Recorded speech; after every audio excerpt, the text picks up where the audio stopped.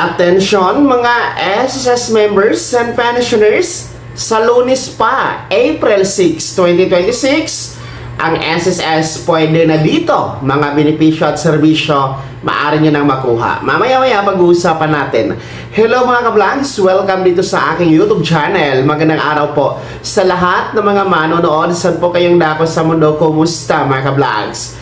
Well, eto no, ang SSS po ay naglabas ng abiso sa lahat ng mga miyembro at pensyonado na sa Lunes pa, April 6, 2026, na maaari na o pwede pa ang SSS kung saan mga benepisyo at serbisyo maaari nang makukuha.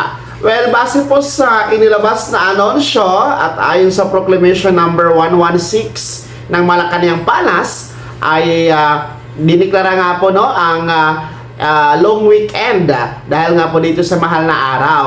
At ayon sa Proclamation 116, ang April 1 ay araw na Miyerkules, kung saan ito ay bispiras ng mahal na araw. Kahapon yun mga ka-vlogs, ay ang SSS main office kahapon ay hanggang alas 12 lang ng tanghali.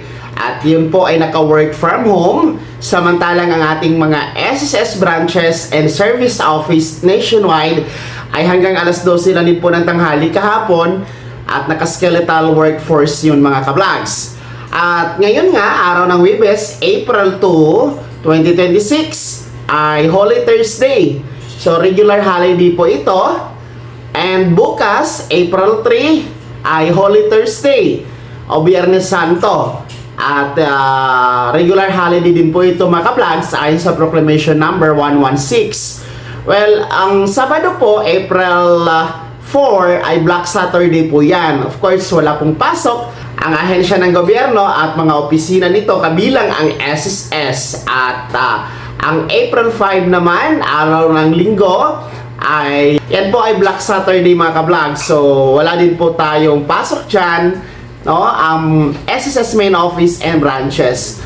Well, basta sa kanilang anunsyo, ang pag-resume ng operasyon ng SSS main office pati mga branches nationwide ay nakatakda ngayong Lunes pa, April 6, 2026, no? Kung saan maaari na kayong mag-walk-in o pumunta, bumisita sa main office ng SSS o di kailangan po sa mga service office and branches nationwide.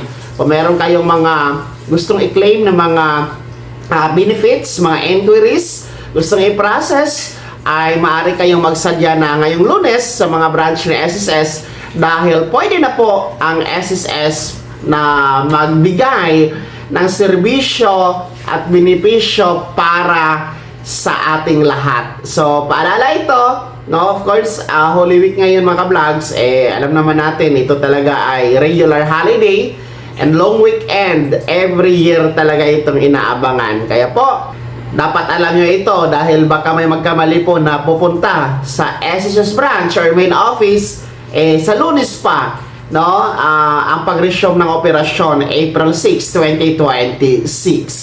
Kaya naman sa lahat ng mga ka-vlogs natin dyan, no? Mag-ingat po sa pag-uwi sa inyong mga probinsya at sa mga nagdiriwang po ng mahal na araw, ano man ang ating mga paniniwala at relihiyon. Importante po ay sentro sa Diyos ang ating pagdiriwang mga ka-vlogs. Kaya naman mga SSS members and pensioners, ano po yung comment at reaction sa balitang ito, ibahagi niyo po sa comment section na nasa baba. Pakilakip ng buong pangalan at kung taga saan kayo. Kung bago ka pa lang sa aking channel o di kaya di ka pa nakasubscribe, i-click niyo muna ang subscribe button na nasa baba. Huwag kalimutan na pindutin ang notification bell, ilagay sa all para una ka sa mga balitang i-upload ko. Maraming salamat. God bless. Mag-ingat mga ka-vlogs.